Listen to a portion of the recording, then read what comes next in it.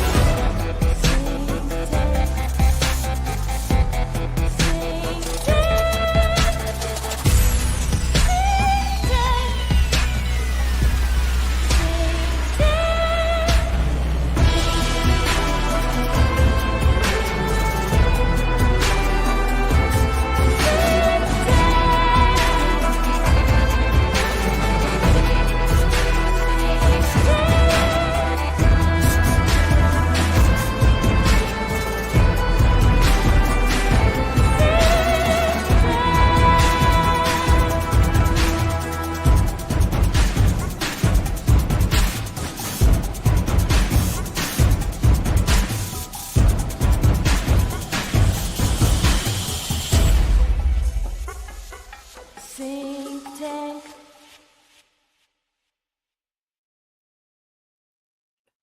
Yeah. Oh, sorry. What is this one? This is the overlay.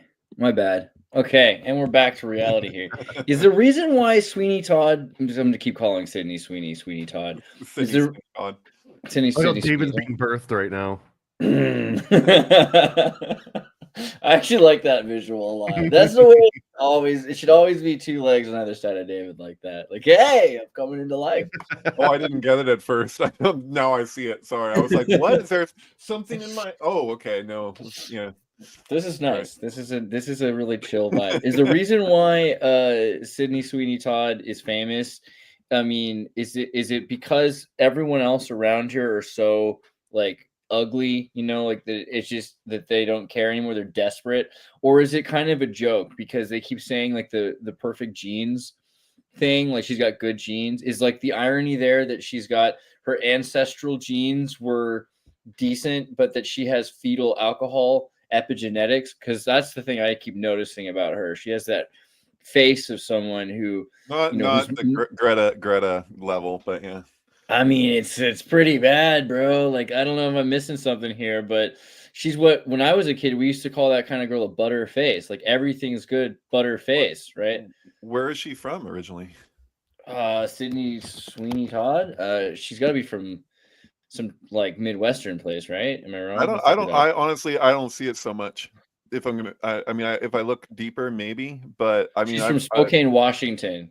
Seems like an alcoholic place. Am I wrong? I don't know. You don't think so? Like, dude, am I overanalyzing? She's got this sort of like just. I don't jump to it because I did a deep dive on this topic and looked at tons of examples of people who were known to have fetal alcohol syndrome early on when Greta first showed up on the scene.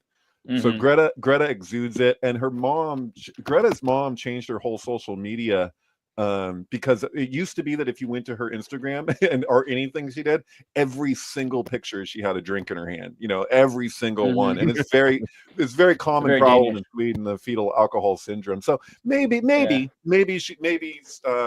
Sweeney Todd over here has it too, but I've looked closely.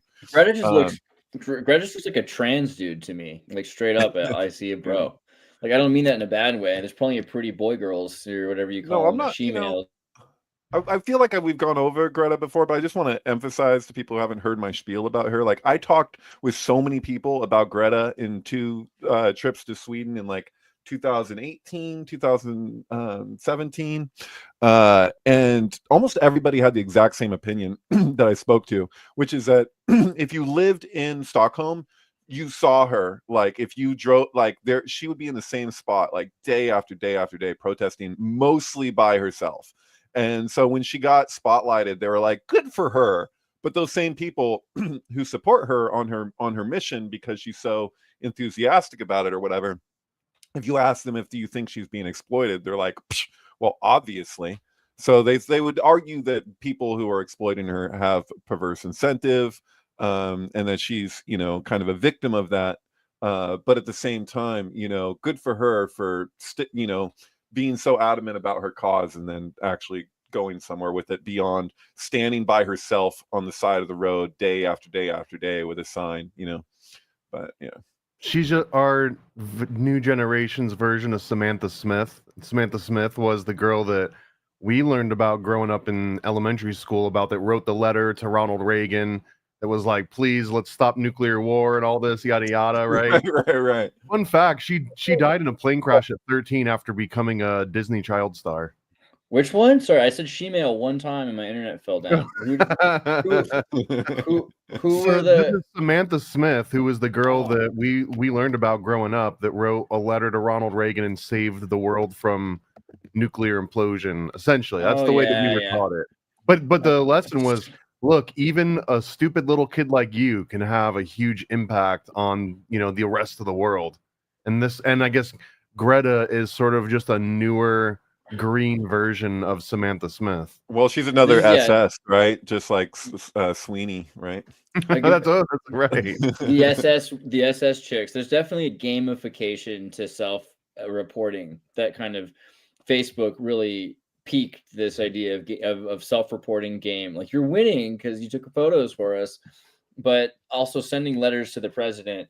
That's a great way of getting your whole family checked out, right? Because if you send a letter to the president, they have to like screen the letter and see before it ever gets to the president. Is there anthrax on it? Yeah. Yeah. So it's like, oh, well, you know, we had to look into everyone your family ever met.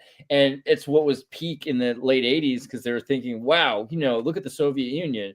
And in America, we looked at the Soviet Union, and Americans said, oh, man, thank God we're not like the Soviet Union. But the political groups were saying, oh, my God, we really got to catch up with the Soviet Union. They're so good at this. They have everything. I just went to a Stasi museum in Leipzig. Yeah.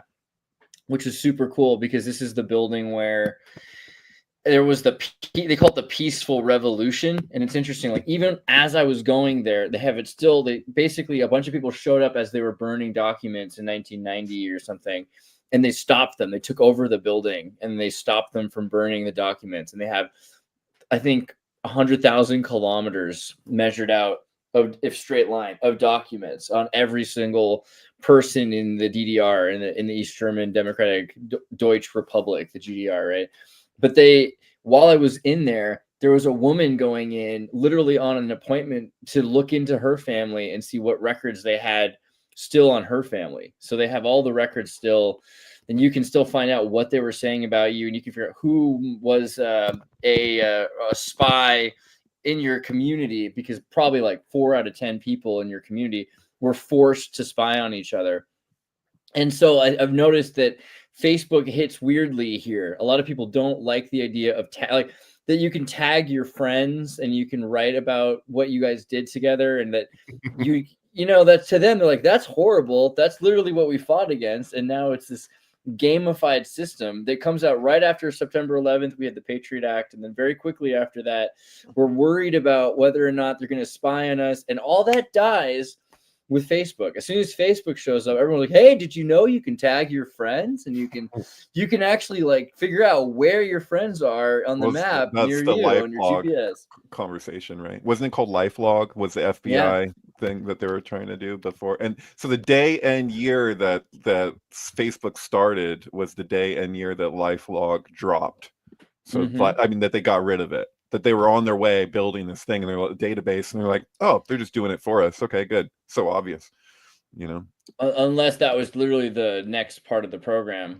You know, this guy's got his own little page about it. I was going to see if there was It didn't really drop. It got redirected into Facebook. So and I mean, if you want to go through step by step exactly the specifics of how that literally happened, we don't, you know, it's pretty well documented, like how not just Homeland Security, but that information awareness program thing that they had after 9/11, how all everything went towards Facebook. So yeah, It's pretty crazy. I got to So point out too, when I practical. went to that same Stasi museum, this was pre 9/11, and Nice. when I was exiting the museum, they had all these billboards for the Big Brother TV show that was like wildly popular at that time. So you come out of the Stasi museum, and it's just like Big Brother all over the place. Are you saying Big Brother for Germany, or what are you saying? Big Brother TV show. I guess they had right, their own but I version mean, they of did Big it Brother. in different places all over the world, right? So I know this was close by. In 1999, when I was in Sweden, the building where they were filming Big Brother for Sweden was like close by to where Do my you know about this show? You can explain. This is a reality show.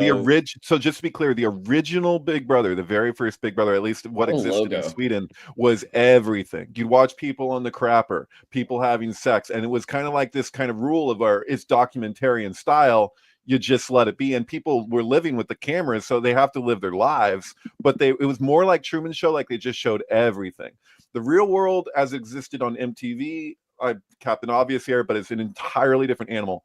I had a friend who worked at I love you between the legs. Pizza My Heart. It was a pizza place in downtown Santa Cruz on Pacific Avenue. And he was this guy, Andre, who I think Andreas, you knew Andre, kind of one of the funniest people I've ever known. And he should have been on television, right? He's just, he's next level. And he would always be a riot when he would be at work, right? So it's like the real world is coming to his pizza place. This is so many years ago, right? And I was like, oh shit, Andre is going to get like, some recognition finally because he's so goddamn funny. Finally. And then I show up there the day that they're filming, and he's sitting outside on the curb, and I'm like, what are you doing, dude? Like, why aren't you in there? He's like, dude, they had me hand my apron to an actor to basically portray me. And he was just like, and like in the moment, he was just like, real world, my ass, dude. Like, it's scripted. They got a script. Like, and that's when MTV proved to him that everything was a lie, huh? If you can't even trust MTV to give you an accurate portrayal of reality, then what are we even doing here? Well, they took a show that had, it's kind of like it's just saying with Greta, like you have something that has a certain intention behind it, and you exploit the hell out of it and do whatever you want with it, and become something else entirely. Dude, this is kind of tripping me out, me being like what Thomas described as a birthing thing, because last night I watched the Sydney Sweeney movie called Eden. Stellar acting performance on her part. Like I thought initially, excuse my ignorance, but I thought she was kind of just a model mainly. I didn't realize like she had like this, big acting career because I didn't recognize her from films. So I watched this movie. It came out relatively recently, and yeah, there's like a hardcore birthing scene where she's got like dogs attacking her like while she's giving birth on her own, and it's so horrific. But yeah, really good movie. Howard is really heavy. I was thinking like if if the new Spielberg is Ron Howard in the sense that I have something to say though about that. I mean, yeah, because like Steven Spielberg making artificial intelligence, like the new ruiner of Kubrickian symbology is Ron Howard. Well, this is basically it's a truth based on a true story, but it really reminds me of Foxtrot, or what's called The Other Side of Paradise. It's a Peter O'Toole also movie. Jude Law is in both AI and in Eden. Oh, good point. But yeah, and by the way, Jude Law is incredible in this movie. It's really messed up, but what I'm getting a kick out of, what I'm laughing about with Ron Howard, is that like Ron Howard did the J.D. Vance movie, right? The Hillbilly Elegy, whatever. And I'm sure he feels mixed feelings on that. Like if you watch, like Ron Howard did the Funny or Die Trump movie, right? But like, it's funny because like now he's got another instance where he's boosted somebody who's it's not just the whatever American Eagle or whatever, like she's registered on the right, like I don't know at which point she probably flipped. Apparently I don't want to speculate too much. Apparently 2004 she registered for the Republican GOP. That's what I read. 2024, you mean? Or yeah, 2024. Sorry. I'm in another time over East Germany. Right. Send you back. Another interesting origin story is that I think that she originally started on Handmaid's Tale. which has been famously used as like, this is Trump's America. This is what I happened. thought it was about Sharia law and Muslim stuff. No, that's not I mean, what. kind I of. haven't seen the show, What's the difference, really? You know, Well, honestly, good question, because the difference is that in the Shriners early in both 2000s, sides. there were massive amounts of Midwestern whites converting to Islam, and the reason a lot of them were citing was that Christianity just wasn't tight enough on the leash. They believed what was in the books, but they go out and they're like, no one's enforcing this, and they see Sharia law and they're like, now here's a religion that's actually enforcing. It's not watered down. Yeah, for real. I wish I could find the picture, but I think I saw somewhere about Ron Howard that he's a Freemason. I could be wrong, but I want to believe it. Oh, where's the picture? We can just look at you cross-legged if that's fine. But no, Ron Howard to me though is not without symbology. That's not what just because he makes blank seeming movies. In a lot of ways, that was the dream. If you could make a movie that was symbolic, but in a way normies could still stomach it, then you actually maybe did something greater than what Stanley Kubrick could do. Because most people watch a Stanley Kubrick movie and they're thinking to themselves, well, I don't get it. It must be over my head. Whereas you can watch a Ron Howard movie and not even realize it's over your head. It's like being a child in a theater and your parents are laughing and you don't realize that they made a bunch of jokes just for the adults in the kids' movie. That's he's like a silent, symbolic nuancer. Everything that he puts in his film. I was surprised by Cocoon. I was surprised by Grinch. There's levels to every one of those movies, and I think that's why he focuses on making family and child movies, because he's testing himself. How esoteric can I get while people still don't get that I'm being esoteric? I think that's maybe partially why he was selected to make artificial intelligence, because he's like, well, I think I can say a lot of things about what I know what Stanley Kubrick was trying to say with this, and I can say what I want to say about that, but in a way that only my initiated ones will understand. Very Manly P. Hall kind of director. Well, we have like a cultural kind of resonance inevitably, like especially older people with Ron Howard, because when a lot of people look at him, they see Opie Taylor. And we feel like we watched him grow up. Like we really feel, because it wasn't just that, he was in the show with Mayberry and whatever. It's that he learned all these lessons and we went along with him for the ride. And it was like, and Andy Griffith had a certain philosophy that you could see embedded into the show that is steeped in and it makes sense. Like Hillbilly Elegy, really feels kind of like like an Andy Griffith type treatment after of a later time. What's that? After fentanyl took over Mayberry. Yeah, kind of. Yeah. Yeah, it's like a time went by, and now what is the equivalent of it in the future? And to have that presented to us by Opie Taylor, like if it wasn't for J.D. Vance becoming who he became, I think that movie would just continue to be like, this really this is real, it's moving, it's a move, I think Glenn Close totally thought she was going to get a freaking Oscar for that, right? She must have. She'd been as she was doing, she's like, promised. This is promised. Yeah. But yeah, no, it's like we learn these lessons along with Opie, you know what I mean? And now Opie's gonna impart his, as an adult, and he's now the same age as Andy Griffith was when he was teaching him these lessons. Does he have a black eye in this picture? Is he the Black Eye Club from that young? That's crazy. Call it panda eye now. It's called a panda eye. Sorry, is that what your lodge calls it? That's cool. All right. I saw Jeff Bezos picture of him leaning on the stuffed panda, and I'm like, and people, it's like, dude, didn't your PR team notify you that this really is gonna go to darker web kind of places? Really? Yeah. Clint Howard punched him out. Too, he was producer of Ed TV, talking about the whole reality thing, right? Yeah, Ed TV was pretty interesting. He put his brother in everything, man, and he's in some weird movies. That Ice Cream Man movie or whatever. Clint Howard. Woo. What's the movie we talked about a few weeks ago? That was Clint Howard. Sorry, Cliff. Clint Howard, the Kubrick movie that he did that we were talking about. It's Evil something or other. What's that? He plays Stanley Kubrick in that movie, and it's right. Yeah, that's another sign that they know what's going on. Let's go to filmography, 70 I mean, here. he's in so many damn movies. Good luck. I mean, because Ron Howard put him in like everything he ever did, right? Night Shift, is that the one? Maybe Night Shift. That might be it, right? Oh, you're in Germany, so you're tripping me out. I was like, is that a German film? No, Night Shift with Michael Keaton. Yeah. Yeah, let me Interceptor. I should be looking at these titles in English though, because I don't know what they are in German. They retitle things, which kind of ruins being able to find them. Evil Speak. That's it right there. Oh, Stanley God. Cooper Smith. He plays Stanley Cooper Smith, and they call him, Coop.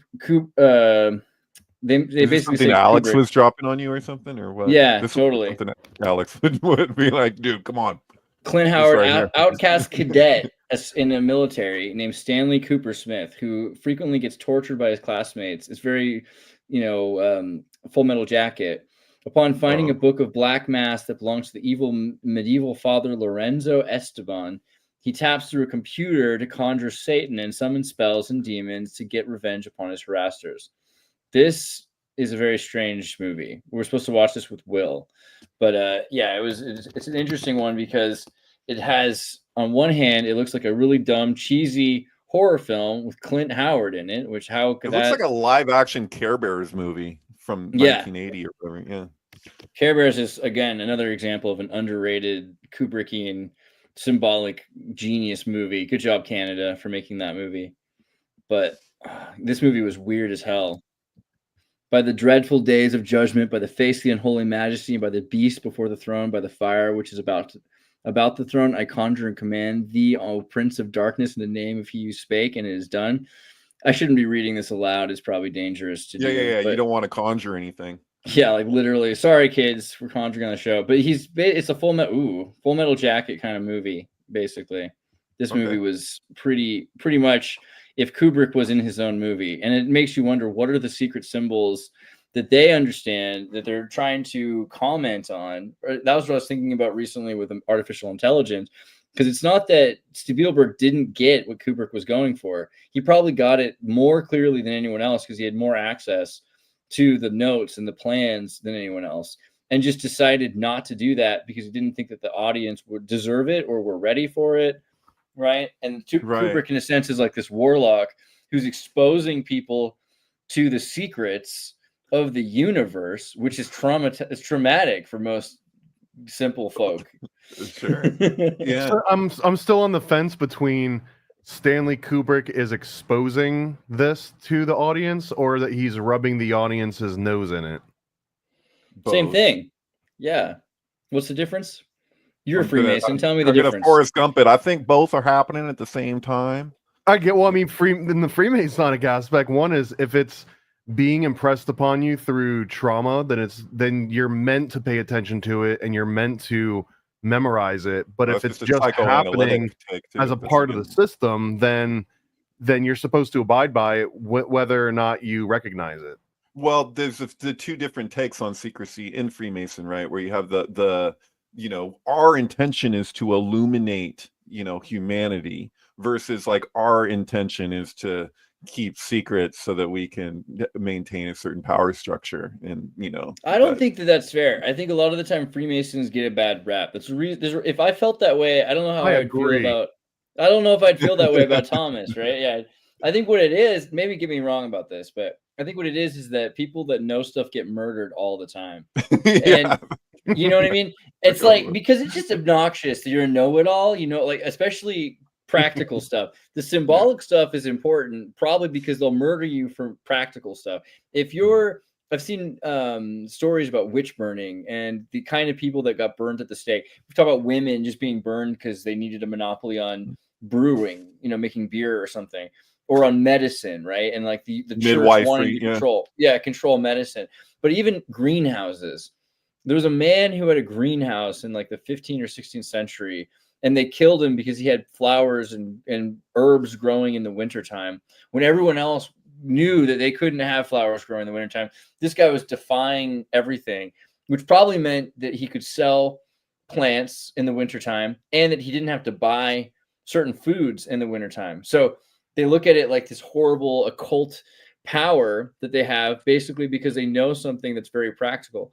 And a lot of the more I'm interacting with people on X, the more I'm dealing with anti-Semites. Am I right? Like there's just seems like about 80% of it's everything all at once is what's happening. Maybe more today than before, but it seems kind of wild. It's also your algorithm, like what it is that what you're responding to. I don't know. I feel like they used to be like more in the weeds than in the woodwork. It used to be on 4chan and what was the Gab? There was Gab and things like that. And I liked going into different pools and seeing different things. But X now is getting galvanized. There's less and less of the blue sky, child mutilating, transgendered, promoting, like recycling, eco-fascists. It's just a reflection of like what has been the case, but what has been kind of shielded from your exposure. Like you were exposed to the same thing in these other places, like Reddit or whatever, but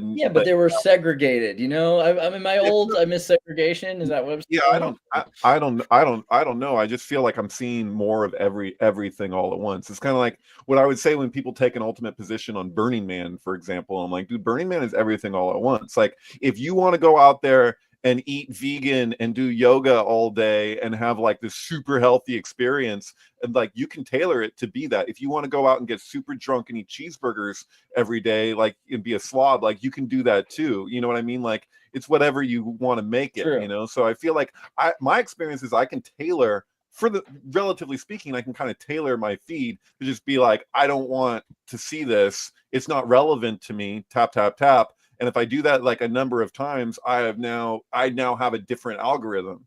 So like, and I don't know if people are really doing like my experience doing that. I'm not sure how many other people are taking those steps to kind of like tailor, because I don't want to make it so that I'm living in a bubble there.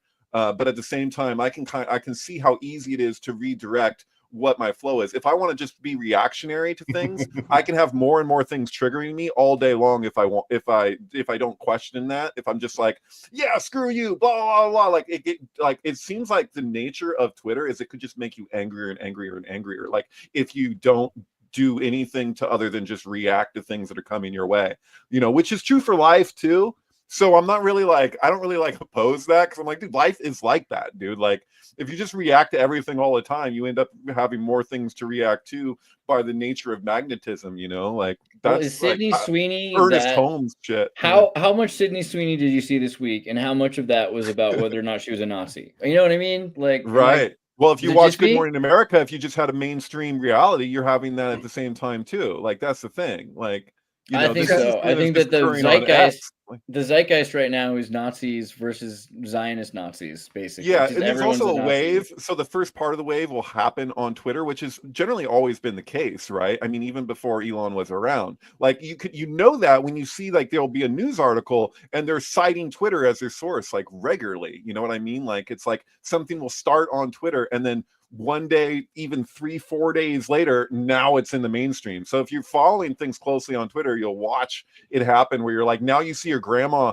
bringing something up and she's like reacting against it because she saw it on freaking Good Morning America like 3 days after you were seeing it, people reacting to it on X, Cheney, you're like in my top 30 favorite lesbians. I want to say more, but I love a lot of lesbians. So maybe top 10 even though, which for me, that's a lot. You're definitely one of my favorite people out there. We love you, Cheney. Cheney's great. Cheney in Wonderland. I'm gonna do another show with Cheney at some point. Cheney, shout out Cheney. And I want to say too that some of this like Naziization of Sweeney, it almost feels like it's a way to bring more people into the fold because they see it and they're like, I don't see her doing anything wrong, and they're calling her a Nazi. Maybe I am a Nazi. Like it's. I think so because the woke is so dead. They're like, it's time. Just if you're attracted to fascism, right? So woke is fascist if you're attracted to Sydney Sweeney right now. Everybody's a fascist. Woke is just the politically correct fascism, but it's becoming less politically correct because now Jesus is back in schools. So that leaves pure fascism, which is interesting because they say the woke right, but the woke right isn't the woke right. It's just the right, and the right are now the acceptable right. It's the politically correct right. It's different than woke. Woke is just woke fascism versus Christian right fascism, maybe. I don't know. Okay, so the last scene of, or one of the very last scenes of that movie Eden, it's like I can't I don't want to spoil it for people, but like there's symbolism there that's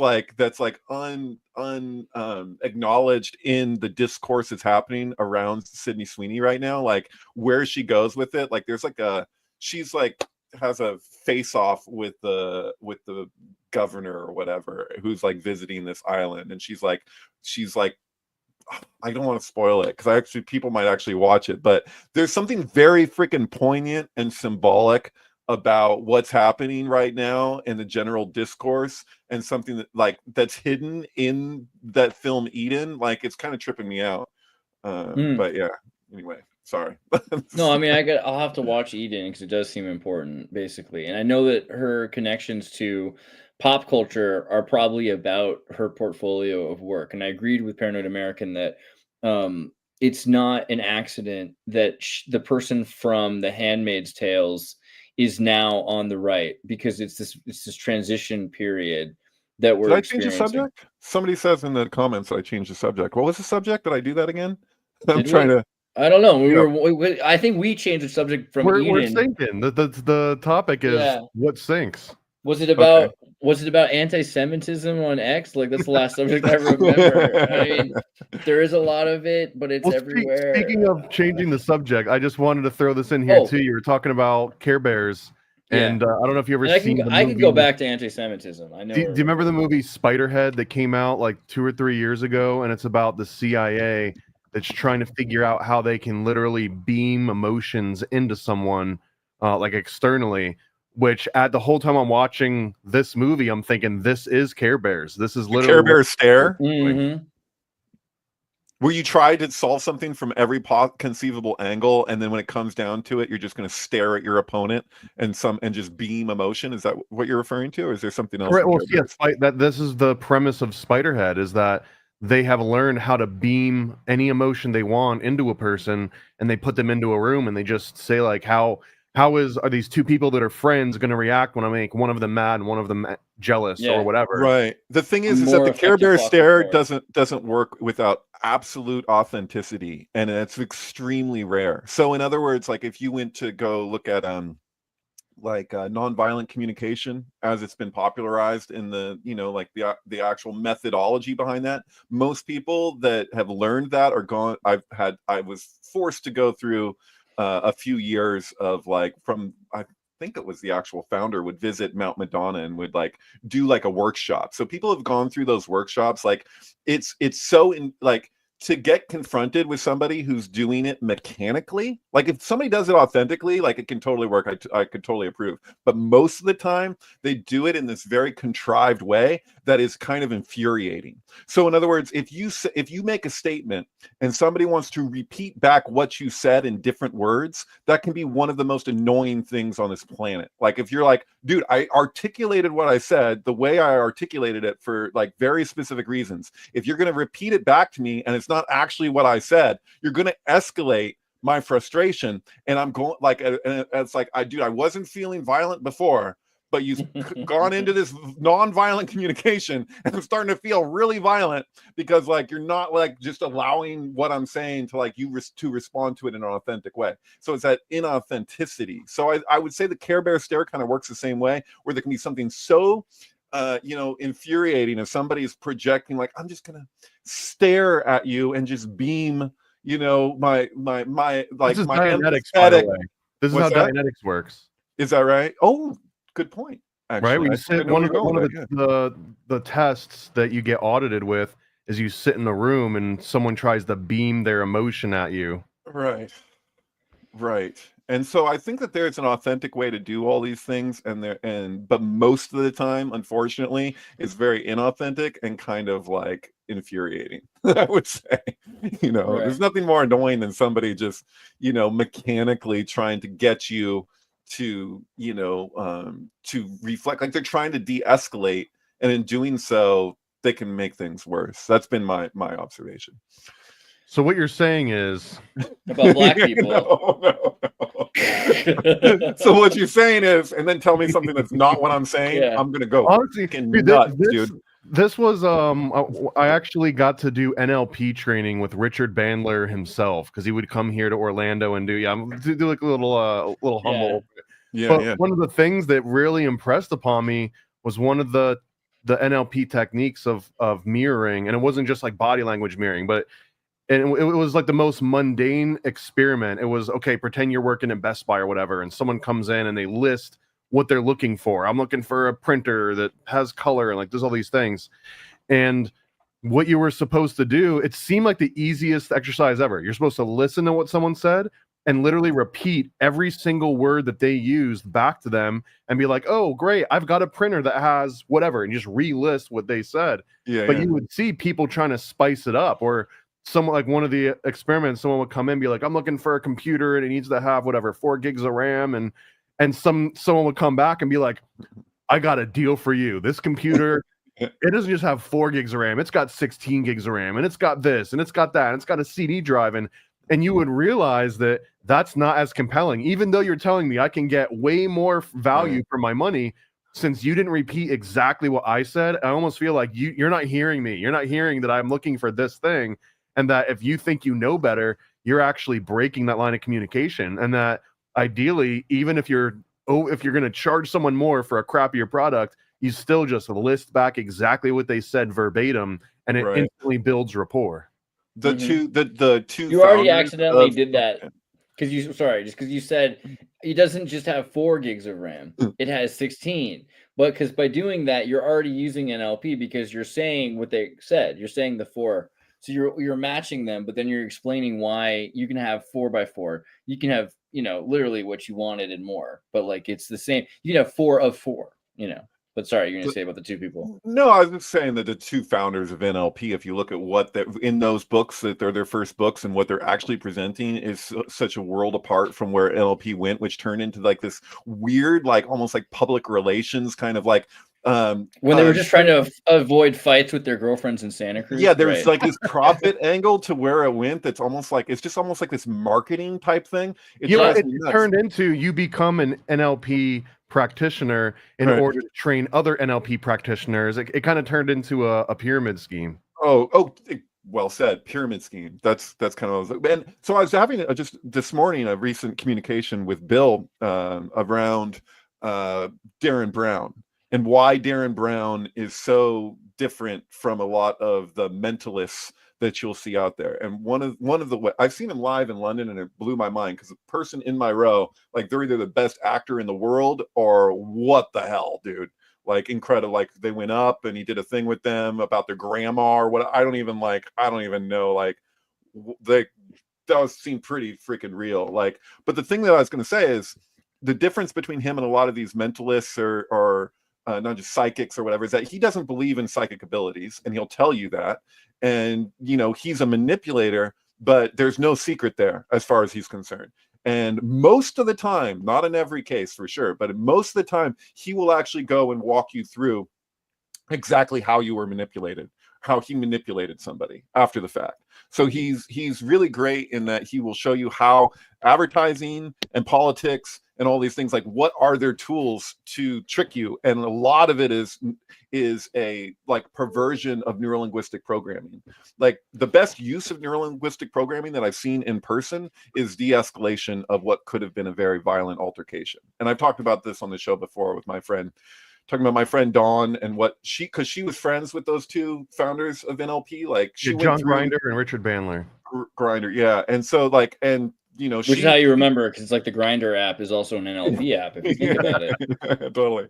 But I watched her de-escalate, like this guy cut off the tails of her cats and was like ready to throw down with her, and like she did something that I didn't know how she was doing it. Trying to make a long story short here, she followed his blinking pattern, she followed his chest going in and out, she mimicked it, and then she brought it brought it down, and then only asked one question when he was talking about all these things that are terrible in his life and screaming at her. She's like, well, if you could change all that, would you? And he looked like he had just gotten molested and got super awkward and walked away, because he instantly said yes, like defensively, and then was forced into self-reflection.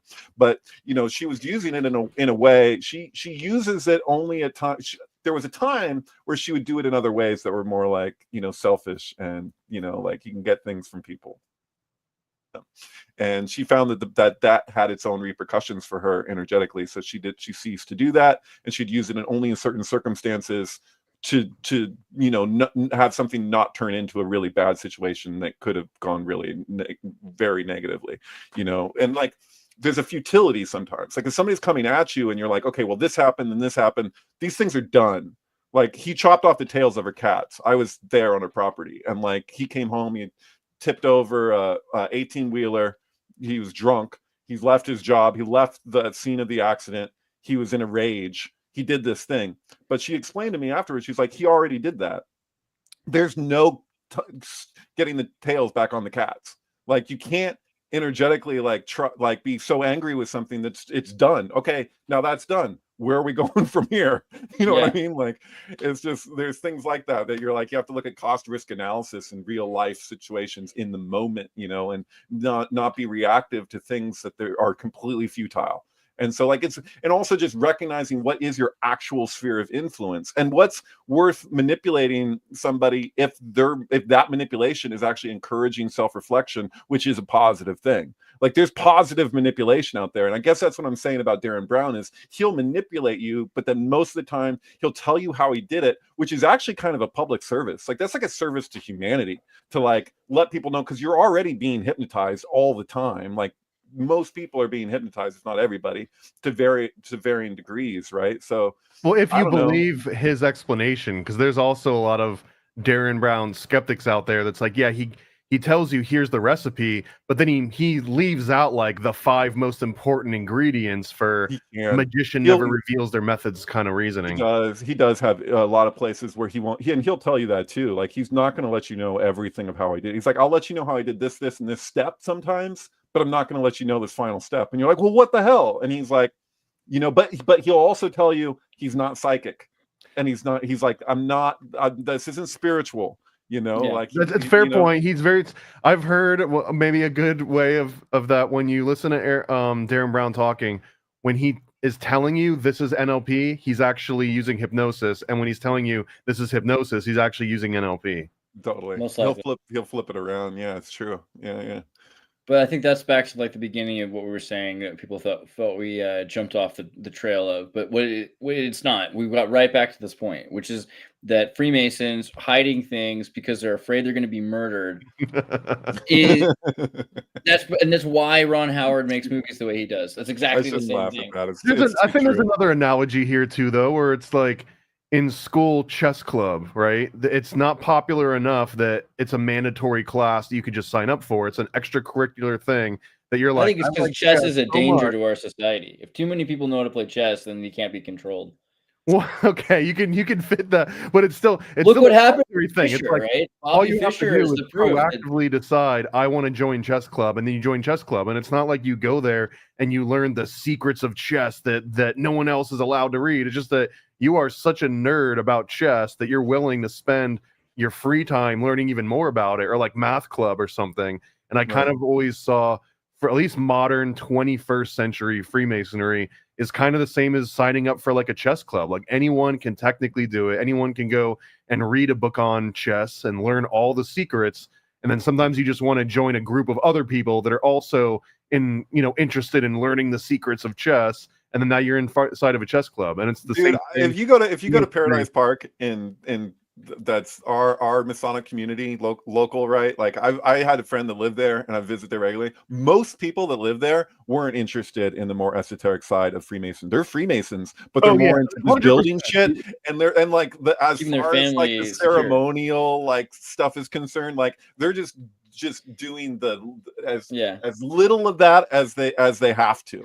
It's a gateway drug to esotericism, I think, but there are so many, maybe even a majority, but there's a lot of Masons that they just join it for the social sort of aspect of it, and the esotericism is just kind of tacked on. Like you can take it or leave it. You don't have to go all the way into it. It's at the point of the rest of it to protect that stuff. So if you think about the most important periods of Freemasonic history, it's all around the Spanish Inquisition, the Jesuit suppression, even the early, if you go back before the Middle Ages or before the 1700s, if you go back to when they're saying out of Babylon that this is coming, it's out of the Talmudic Jews' exodus from Israel. It's the Kabbalah before the Kabbalah, because everyone's saying, oh, well, the Kabbalah only goes back 1,000 years. Really? Try the Freemasons. They have some stuff that's a little older than, like your right. But Freemasonic Kabbalah is like with a Q. You know what I mean? Like it's generally speaking, like it's not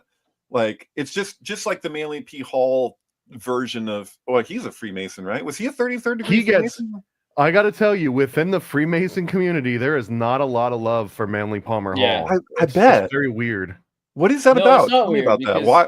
Yeah. It's weird to me, man. It's absolutely because I grew up with Manly Palmer Hall way before I even really knew what Freemasonry was. Exactly. That's why they're pissed at him. Well, I guess so. But the argument usually is that he wrote about things that he didn't understand, and it's like I don't know if that's true though, man. Like he wrote about it. Did you say the same thing for Albert Pike? Dude, you can take six different continents of Freemasons and have them all talk together, and they're gonna have Egyptian Freemasons are gonna have completely different ideas about what the secrets are or what they mean. The first 3 degrees, they're probably gonna have the ability, they can shake hands and stuff. But once you get into what they actually understand the universe to be made of, Muslim Freemasonry is completely different than York Rite Freemasonry. Who is more empirical? Albert Pike or Manly Palmer Hall?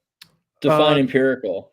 Oh yeah, like citing sources. Like citing sources. Like are neither, man. Neither. Albert Pike.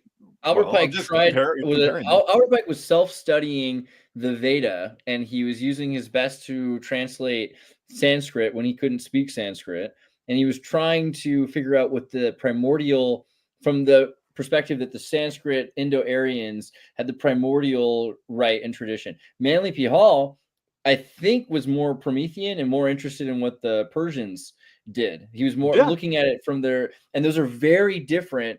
Even I had an episode recently with Noel where we talked about this, the Suras versus the Asuras, and the difference in Persian versus Sanskrit for the definition of the exact same word is whether you should worship this thing or you should not worship this thing. So there's a huge conflict there. That's a great point. And, as far as like alchemy is concerned, you get into like the Islamic like alchemists and like their level of their standard that exists for them. It's like, and mathematics and all of this stuff, like the actual science side of things, like it totally supersedes like what we would normally associate with alchemy in the Western, conception model. So I don't know. People get upset. People get upset at that because I use like a definition of alchemy that people don't like. But alchemy from the Arabic study of Kemet, right? So the study of Africa. This is what it is. You can kick and scream about it, but and also what's the applicability of that to what we have today in terms of how politics works and all that? It's completely irrelevant. Completely. We're talking about a type of people that don't exist anymore. Like even when we talk about like 2,000 years ago, whatever the people who were the Jews living in Judea, especially like lower class Judea, not beyond the Maccabees, like we don't know hardly anything about these people other than that they were like equated with goats because they were so stubborn, because everywhere where the Romans would go and get everyone to worship Caesar and put a Caesar statue, Vespasian and whatever, and Titus, whatever, and everyone's worshiping they were forced into this submissive place. And we don't know much, but we know like the Sicarii, like the Jewish rebels, like they were stubborn as hell. 100-year occupation where they refused to submit. Beyond that, we don't really like we're going to go by Josephus, like he's the authority when he's a Jew captured by the Romans, or even into the Flavian even court, the Deuteronomists, because that's the Mormons' point, and that I think that's what's interesting about looking at the Kabbalistic schools and the Freemasons as a place that tried to save these records. That there's the group of nomadic people that are constantly being kicked out of place to place. They get kicked out of their own place, get kicked out of other places they go. But along the way, they don't assimilate in the sense that they lose who they are, but they do pick up a lot of weird stuff. And the Babylonian Talmudic tradition is clearly different than the way things were before they were in Babylon. And the same can be said about Hellenism, right? 100 years before Christ, so much of Platonic Hellenism influences what we think of as a Brahmic tradition, right? Abraham coming out of Plato's cave, I like to look at it as, because he's raised in this cave, and the Hellenists have this idea, the Platonic idea of the cave. This really changes everything about what they believe, and they bring that with them. And these traditions become illegal basically everywhere they go. So Freemasons are the thing that's storing some of this really far out stuff that I think, I agree, most people don't have the capacity to study, but you're not even supposed to until after you're basically a grandfather. Like you're supposed to be like in your 50s to study the Kabbalah. You're supposed to already have kids. They're supposed to already be out of college, or they should be like taking care of their own ghosts. What a at that weird point. conflict, though. Like if you talk about like what country clubs were not that long ago, and then you look at like all the Freemasons, and they're like they're Kabbalah with a Q stuff that they're into, and then they're like, oh, but you're not allowed in the country club that we all attend. Like there's something kind of like weird there. Do you know what I mean? Like as far as like the cultural aspect versus the religious aspect, they're like, we'll incorporate all this stuff from this religion, but culturally we don't want any part of that, like there's like, and it's one of those difficulties, you know what I mean? Like as far as like the social status goes, like in saying in the 50s or the 60s, as far as like if you're a Freemason and yet there's a whole class of people, a whole group of people that you won't allow into the country club, yet you're like really interested in historically their religion's secrets, you know what I mean? And also the relationship to secrecy, which relates to that distinction that I was saying before about like, what's your intention as a Freemason? Is it to illuminate all of humanity, as is like historically supposed to be the intention? Or is it to use secrecy in order to maintain a power structure, that will allow your elitists to dominate people, Right. There's quite a contrast between secrecy as a means to control versus like an open secret that's like the mysteries of the universe that we would hope that everybody would become enlightened to. Like there's like talk about, but and also there's a difference between the mystery that we could talk about that people won't understand, a secret that you're using to control people, and also just trying not to get killed, because again, a lot of the time it's just like, my grandparents did this thing, but now if you know that my grandparents did this thing, you're gonna kill me. That's not just the Jews or the Kabbalah of the Freemasons. I mean, that's like the Catholics in Japan. I know, like the Kokuri Kodishitan, there's I think like 6 of them left. They're basically all dead now. But for centuries, they were being executed. And if they found out you were into Jesus, like you like Jesus, you want to die like Jesus, they would like hang you on a cross and at sea and drown you. I mean, this is not a world where you're allowed to be different openly all the time. I think that's kind of it's hard not to think that's kind of the cool thing about America, was that they were protecting your right to be super weird, which I'm missing now in this Christian fascist woke, Christian woke fascist, what do they call the woke right and everything. This is what South Park was lamenting in the last episode recently, that Jesus is back in schools and he doesn't want to be. And it's being forced down our throats. So we all have to be one way, which is exactly what was going on 6 years ago with woke. This is not any different. If I have to be woke and recycle, how is that any different than I have to be a Protestant or an Orthodox or a Catholic or even a Jew or something like that? If you have to be a thing that the society tells you to be, then we haven't gotten away from woke at all. We're doing this comment here. Somebody says alt woke. I've never seen that before. I like alt woke. Oh, you invented a new dude. That's good. Yeah, that's bro. I'm gonna hashtag that so fast. Thank you, bro. I don't know. And like, I wanted to talk about anti-Semitism more because of Bobby Fischer. For whatever reason, I've been thinking I was watching some chess videos this last week, and I was watching, like reading about Bobby Fischer's games, and it's interesting to me because he's like 180 IQ, so he's doing all right. And his parents were both like physicists, at least his alleged bastard father, right? Because his mother was a physicist who brought over to America, and his father was a mathematician. But it looks like it was his father isn't his actual father. That he had, like, his mother had an affair with another man who was a Ukrainian Jewish physicist, and he became super anti-Semitic. Like completely, this guy went to. That's true. I mean, I was mainly looking into him because they said he was super paranoid and he was crazy. I'm like, well, what was so crazy about Bobby Fischer? Well, he believed the U.S. government was spying on him and recording everything he did. Right, which is probably what a wacko. What a weird thing to think. And he believed that after he said bad things about Israel, that the Mossad and the CIA were making his life more difficult and trying. Well, he had such a huge platform and people and anything that he was like and it's a weird kind of celebrity thing because it reminds me of like the quiz show phenomenon where it's like, there is like that time where it's like you really did get clout for your abilities versus just like how you looked. Like they had to, the premise of the true story of quiz show where they had like the awkward weird guy would suddenly have this giant platform because he's so goddamn smart, and then they're like, oh, we got to get a good looking guy to replace this guy who's good with reporters and stuff. And like Bobby Fischer, my heart for the reality he's like show. really just great at chess. By the way, if you come back when you come back to California, you should come over. We should play some chess instead of you just reading about these chess guys because I love freaking chess. Well, that's fair. I think we could also use Chessmaster 4000, the original app. We should probably play some chess. There's no excuses.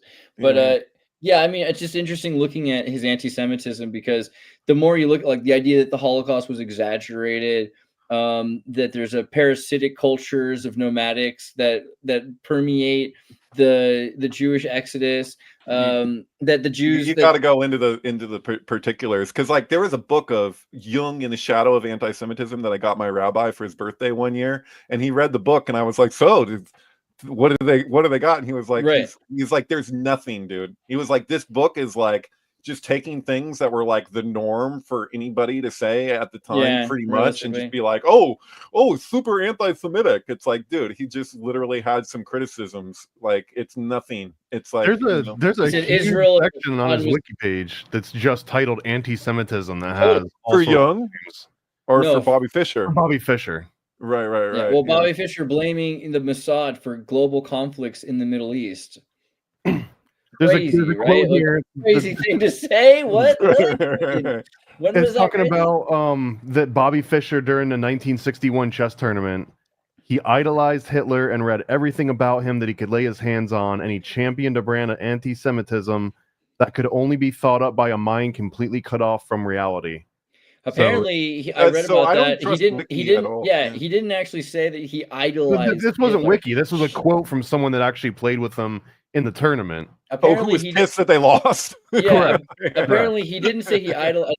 He didn't idolize Hitler, but he did think that the Germans. He had an apologist position for the Reich, and he thought that Israel was a fascist government and a racist nationalist government, which it kind of is a national socialist state that has Israel makes everyone in Israel join the military.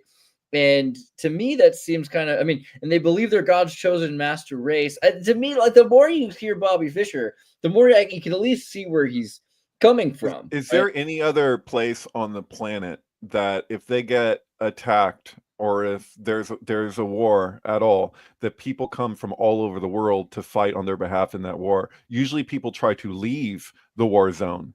In Israel, it's like the opposite. They get more people coming in whenever there's a heightening of the conflict.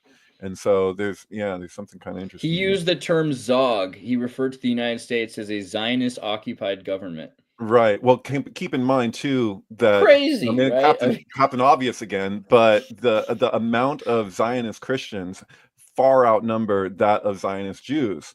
A lot of Zionist Christians, their attitude about what the role of Israel is in the long run, like I don't think they got it like Jewish people's best interest at heart in all cases. You know what I mean? They're looking, especially like the Judgment Day types. The Jews are destined for a massive sacrifice that's all to bring about this this other thing that they're looking forward to. So also Fischer didn't think the Jews were like a singular group. He said that they were a series of tribal groups with racial ideologies, but that it wasn't like a unified religion to him. Right. Also, to be a Zionist, to identify as a Zionist can be worlds apart from person to person, and it all has to do, in my view, when you look out at your neighbor's land, what your attitude towards that land is, and like and it comes down to greed and coveting, which is super 10 Commandments, right? So. Whatever, and his whole thing on like Talmudic Judaism, it's like, well, the Talmud talks about circumstances where Jews can basically the certain rules and privileges that are only extended to racially Jewish members of the tribe that are not extended to Goyim, right? Again, these are, to me, it's kind of interesting that Bobby Fischer is accused of being both a complete anti-Semite just for pointing out things that were accurate, but also insane, because I don't see how, the only insane thing was that he said these things. Like, you probably shouldn't have said those things aloud if you were famous. Right. But what's interesting too, talk about like how this relates to Kubrick too, is that, like, I mean, Kubrick made his living playing chess in New York City for many years, right? Just hustling. You know, Bobby Fischer was playing in these huge tournaments and stuff, but both of these people were applying their knowledge of the dynamics that exist within chess to the global stage, which I believe is applicable. Is it more applicable than Go? I'm not really sure, honestly, because they're both, but because Go is more of a territorial type game in its applicability, whereas chess is more like, you know, just, you know, how to maneuver to get in here. Like I look at I see a lot of, sorry, but like, and it's also Trump's legal team, but I see a lot of what Trump does as more chess-like than most like politicians. Why? Because one huge thing about chess is that if you make a move, every move you make, you want to look at, it doesn't matter how precarious it might appear. Like, if you're going to work yourself into an area on the chessboard that appears to be very vulnerable, you have to look before you make that move. Should somebody take this piece, how am I going to navigate that? What is my threat that I can get back at them? And like whatever Trump's legal team is up to, like they're working the same way that chess does, where they do that over and over again, and it drives people who are got the TDS super freaking crazy, because every time he does that, and then like will make a move, and you're like, surely this will be the end of him. It works just like a chess game, like from somebody like Bobby Fischer, where you're like, well, that has to be it. Look at how precarious that is. But the move was so well thought out before they made it. I'm not talking about his mouth. I'm not talking about just his mouth. Right? I'm talking about the literal moves that are being made by his legal team. Like it's very chess-like, you know. And it like, I don't know. There's chess and Go are so radically different in their applicability. I see Trump's people more directed like chess than Go, but you know, Go, it took a long time for a computer to be able to do what computers were able to do with chess, like they did with what is it? Not Big Blue. What was it called? Deep Blue? Yeah, thank you. Kasparov. Is that the Russian player, the original IBM versus Chessmaster, right? So what Deep Blue was able to do, it took a lot longer for them to be able to figure out how to do that with Go, right? I mean, there's documentaries on both, I guess, and I don't know at which point computers were able to achieve what they were with Deep Blue with chess. At which point computers were able to do the same with Go. Are you hip to that? I don't know if I believe any of those numbers. Like, again, I think that it was like, that was the public version of here's the smartest computer we can make now, but in reality they probably had Deep Blue a couple generations beforehand. All right, let's point out the thing that's crazy with Deep Blue, just because if you bring it up at all. First of all, 2010, the year we made contact with the blue version of HAL 9000, right? Like Deep Blue, the actual like ratio of how they built the computer of Deep Blue, like it's the monolith.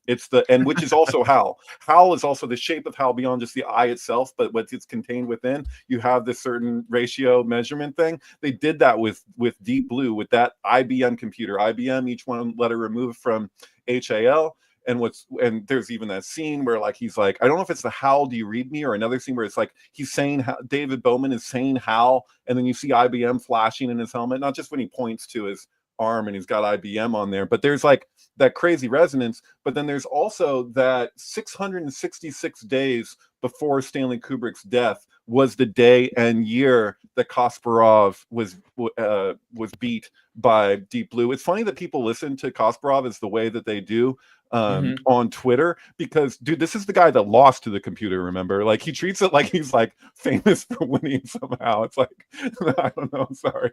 Like Crypto, we're doing a show tomorrow. Yes, we are. Crypto Alchemist and I will be doing a show tomorrow. Invite your friends. That should be fun. I didn't mean to leave you hanging on that's that. good. I like like having a little bit of advertising if it's not for a product, but for so you. computers playing Go and shit, right? Like, and that reminds me, buy David's new sperm water. I don't know, found in between the legs of Sydney Sweeney. Okay, but okay. According to computers playing Go versus chess, board size 8x8, 64 squares versus 19x19, 361 intersections. Possible moves 35 per turn on average in chess versus around 250 per turn in the early game of Go. Game tree complexity 10 to the power of 120, the Shannon number for chess, versus 10 to the power of 360 for Go. Pieces 6 types, each with their own rule. But with Go, it's easier because there's only one type of stone, and it has simple rules that works for every possible piece. But that's makes it more complex because 6 types can only do 6 types of things, and each piece can only do what it can do. There's classes to probability. With one stone, that means anything is possible so long as every piece is then has further potential. Like every piece is a queen in that sense. AI breakthrough for Kasparov was in 1997. 2016 for the AlphaGo, which beats Lee Soto. Dude, that feels significant. Isn't that like the dates of that? So like I said, 666 days exactly before Stanley Kubrick dies. 666 days after he dies is 1101, January 1st, 2001. So it's in both directions, right? But the 2016 with Go feels significant too. 2016 is quite the symbolic year, right? So so much. Yeah, it was a very strange time to be alive for sure. So I guess the computer differences, the IBM Go computer brute force search, heuristic, handcrafted to rule over evaluation of positions. Deep Blue had a custom silicon and could evaluate 200 million positions per second, but AlphaGo had hundreds of millions. Let's see, hundreds of billions of possible things. Doesn't say. Deep neural policy predicted the next good move. Value network. Hold on. I need to find out the AlphaGo hardware versus Deep Blue. Deep Blue hardware. Okay. And Deep Blue, I think it was made with Java and C++, and AlphaGo was made with Python and C.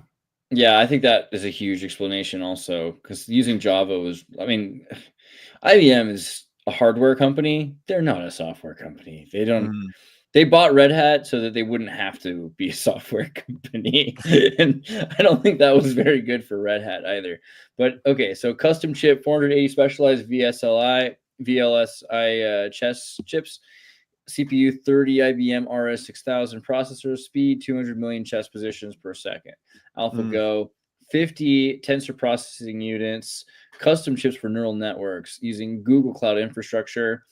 1,200 CPUs versus 100 plus 176 GPUs. Speed only evaluated thousands of positions per second, but much smarter. Philosophy, learning and efficiency and pattern recognition. AlphaGo trained by watching human games, then played millions of games against itself. Well, that's interesting. So to me, that says something about its capacity. Like it doesn't necessarily understand. Maybe it doesn't understand chess in the same way that Deep Blue understood chess, because if AlphaGo is playing Go based on other games, then it's basically trying to master Go the way chess is mastered by a human, which is not the way Go is mastered by a human.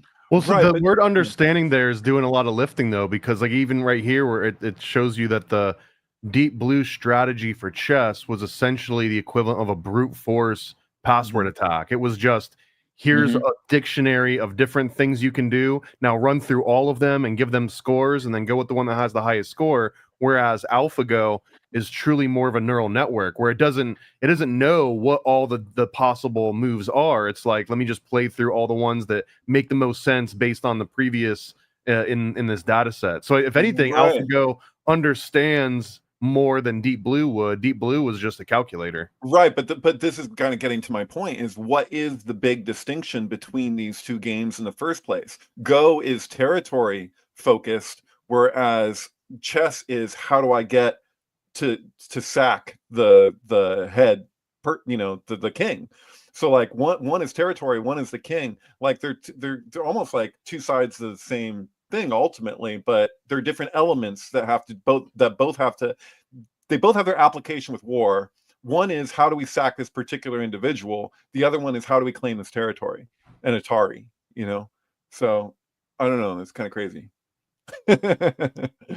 I can't wait until they start testing AI on real sports, not this European and Asian trash. Like AI is the first cornhole winner. Yeah, it's true. I want to. I mean, I think I've seen that actually. There is a robot that throws, because the robot arm playing cornhole, bags as we call it in the Midwest, playing bags, cornhole robot bags game. You got a robot doing that now? Yeah, for sure. What about horseshoes? Okay, no, same premise. I'm sure. Well, it's a little different because like the way the wrist goes, but I'm sure you could do that. I don't know. I can't find the video. That seems there. It is. There it is, right there. Okay, the industrial equipment. This arm. He's got an actual robot arm playing bags. To me, this is a bigger. I'm glad that you said this, Thomas, because this is actually a pretty big deal. Actually, if you can do the trigonometry properly to play bags, you kind of have to be drunk to be good at this. So I have to imagine, not like super drunk, but you know what I mean. There's a sweet spot of a couple beers that really help you get good at bags. And the webcams attack. All right, there we go. Boom, and then he has a train with modeling there. Eventually, after getting kind of an idea for the weight of the thing, it becomes unbeatable. This is the answer to everything. After that, boom, right there. You see that throw? Up it goes and boom, right into the hole. There's no physics in like physical physics that plays into chess. It's all like cerebral, right? Like, and Go as well. Like it's like if you set the piece down harder or not, it doesn't make any fucking difference. You know what I mean? That's why we don't have to be in person to play it. Whereas this, there's no this is all physical. And I think you have to be able to move the robot arm around too, because if it's just in one spot every single time, obviously it's going to get good at the game. But what you have to do is move the board plus or minus 6 inches and move the arm plus or minus 6 inches at an XY angle so that it's never exactly in the perfect stance. It should never be that you're standing exactly where you were standing before. That's a major point to making that. But you saw Indian robots play soccer. This just happened. Oh no! Yeah, and they're getting good at it. Look at these guys. They're getting good at it. Okay, this doesn't look real. Is this the wrong one? There's definitely a real one. That looks CGI. I thought the real one is the one where they're falling over. This one looks real. That looks way more real than the this one is real. Dude, go for it, bro. Go for it. Oh man, this reminds me of Kyle's younger brother in South Park. He's like, does anybody have any air? I can't quite get I fell over again. No, that was Saul Rosenberg. I took a nasty spill down the stairs and my shoes fell off. I think I deserve a yellow card for that. Okay, I'm gonna come down. I'm gonna bring all my shoes and all my glasses with me, so I have them. Kickboxing tournament happening now. This is great because BattleBots was my favorite show, and I think we're finally getting somewhere. This looks fake. This is fake. No, I think this is real. Right? This is China. This real? That looks CGI to me. It looks a little stop motion-y. Yeah, it might be. I don't know. I want to believe, but it could be a lie. But the robots aren't moving at the same frame rate as the humans. No, this is fake. Propaganda. Okay. This is Associated Press, though, right? So this one looks real. Associated Press. So I mean, they never faked anything, right? Okay, I give up. There's no pressing you. Speaking of which, is this a pegging joke? Robert Kennedy, thank you for 11 years of love and laughter. You fill all my empty spaces. Well, maybe they're talking about the hole left by the brainworm. Dude, this was like this is tripping me out because like you show me this image. I was just thinking when I said what I said about the Associated Press, I was thinking about when they covered his announcement in front of his home when he came out, and you could overhear the people, the press people, like on a hot mic, like talking about the cutting out because he was talking about the networks. He was like talking specifically about which networks were doing what and some criminal shit, and they were just like, okay, we're gonna cut out, we're gonna wait to, like, they were like kind of panicking a little bit and whispering about it, but you could totally overhear them. Yeah, I mean, you know, he's doing all right. Obviously, Cheryl's a pretty good one to have. Congratulations. But yeah, I mean, that's a weird one to say. Yeah, can we play the Curb Your Enthusiasm music whenever we show them? Like, that's like what you just have to like hum it properly, basically. I think it's already royalty free. Really? That's pretty cool. It's a Seinfeld bass music, the same thing. Because they use this, they use the same music in Always Sunny in Philadelphia. There you go. But they probably just like associated somehow, like on the same network. We'll do it, but it's probably wrong.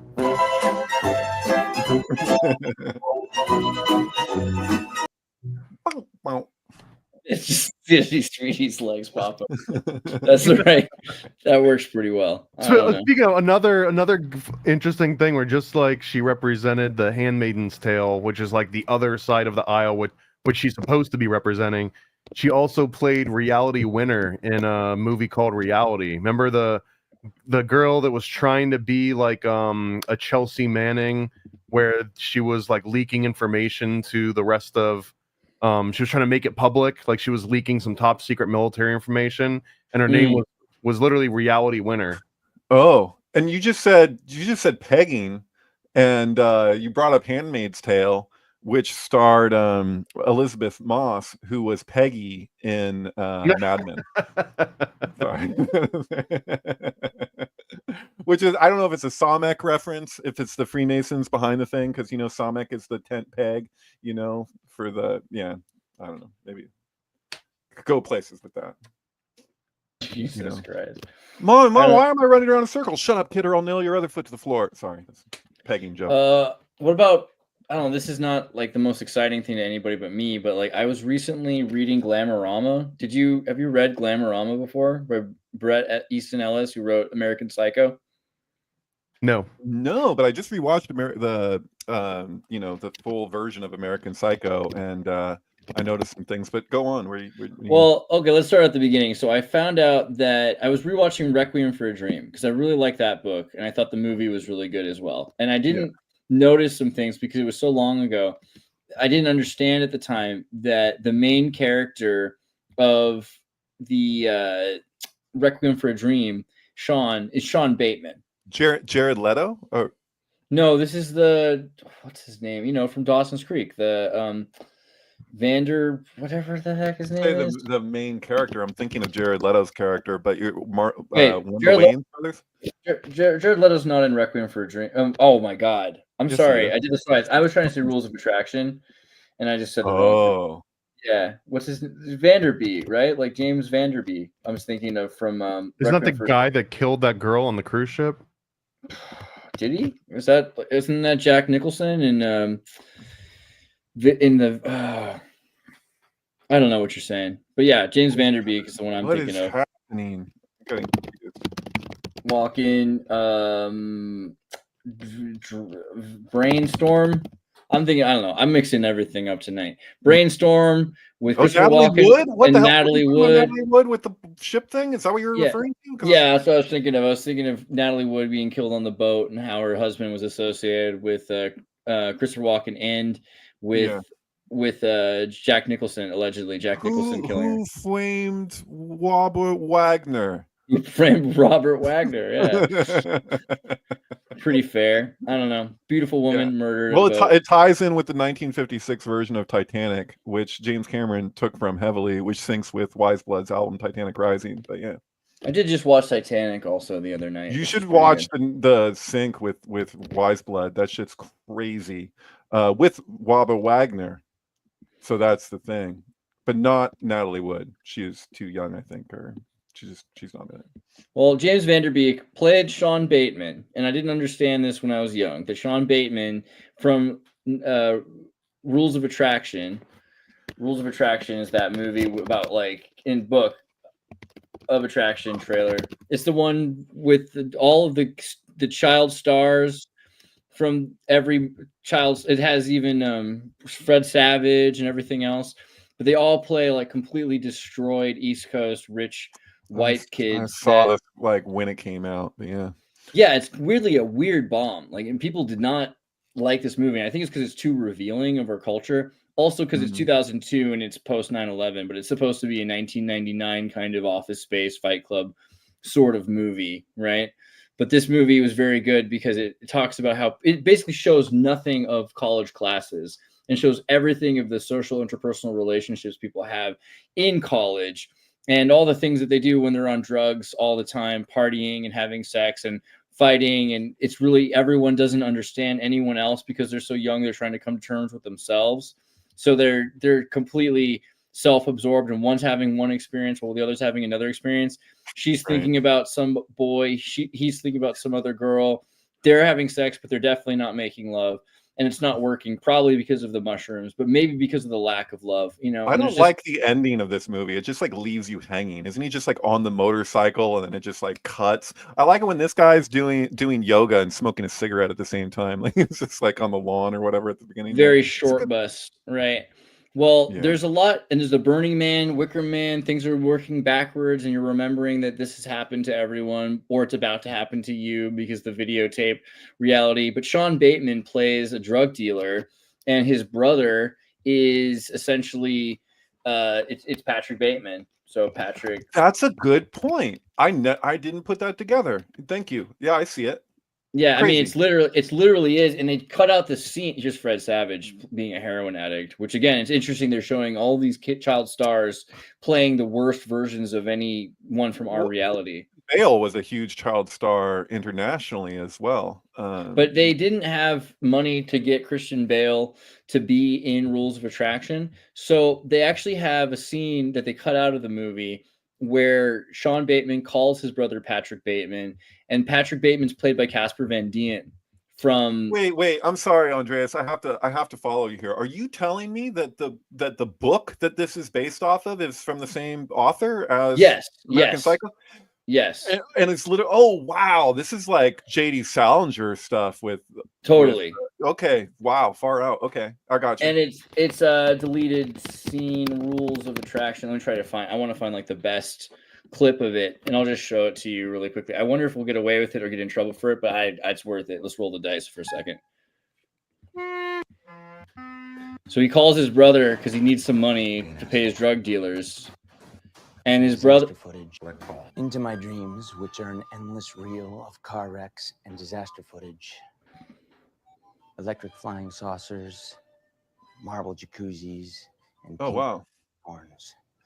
I dream I'm back at Camden, then at Harvard, then about the violent deaths of most of the traders at Solomon, then about the dead walking among the living. I wake up. Yes. It's your brother on line 3. He called collect. Oh boy. I'll take it.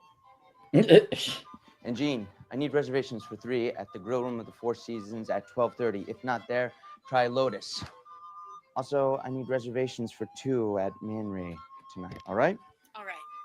Oh, and Gene, would you research laser hair removal for me? So why did they take this out? You know, laser hair removal. I don't know why, but it's in the book. And so I was looking through the book, and there's just huge connections between all of his characters and all of his books. In fact, the drug dealer is dealing with the Less Than Zero Robert Downey Jr. character, because he also wrote Less Than Zero, Fight Club, and Rules of Attraction, and this other one we're going to talk about in a minute called Glamorama. You know, Glamorama. This is as a commentary, like the things about American Psycho that I think are kind of obvious but not emphasized enough is just that everyone's going to cover for him. Nobody cares. Like that's the distressing thing. It's more distressing for him that everything's being covered up than it is what he's doing in the first place. Do you know what I mean? Like he's doing these horrible things. He can't stop.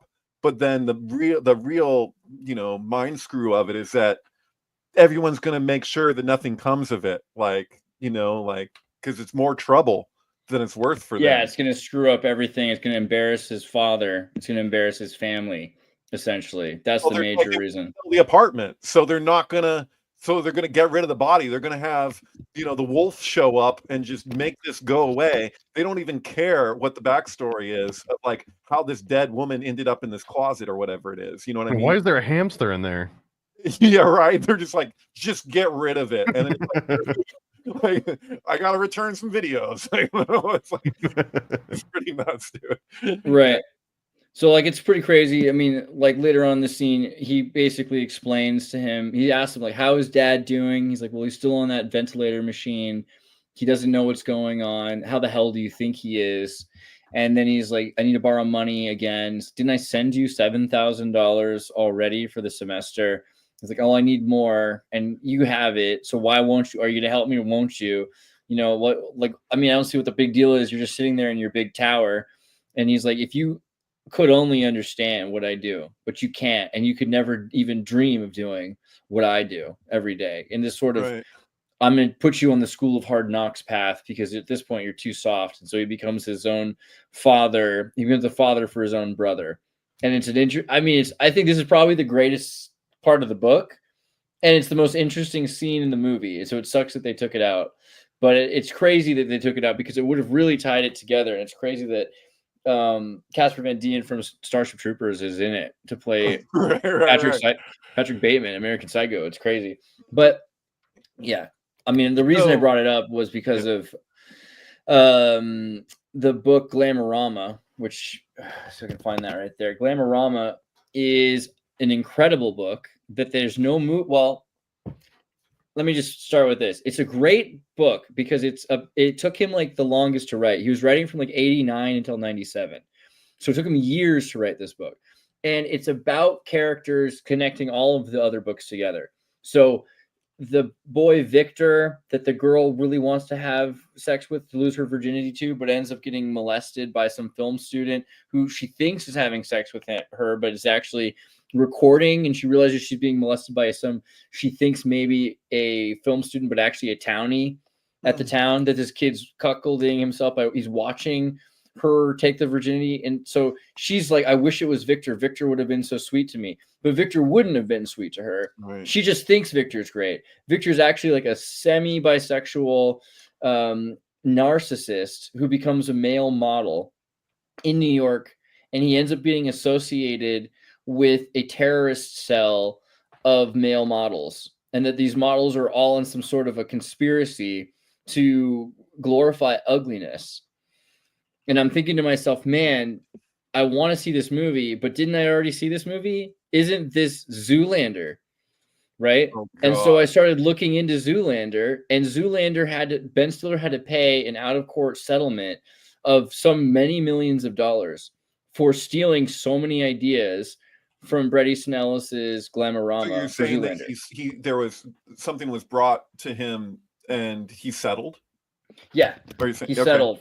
Yeah, so the Zoolander controversy, let's see, he stated he's aware of the similarities, but Ellis said he's aware of the similarities and went on to say he considered an attempt to take legal action in 2001. And then in 2005, apparently he's unable to talk about the out-of-court settlement that happened there. But he took him to court and he made a huge amount of money, but they had to keep it silent in order for them to be willing to pay it. Like, you stop talking about the similarities between your book and our thing. We'll accept that there are some similarities between them, but we're not going to admit it, and we're not going to put the title of your book as an inspiration in the credits for our movie or ever talk about it again. That's nuts, because Zoolander is just about MK Ultra more than, or at least the like Manchurian Candidate type MK Ultra. Right.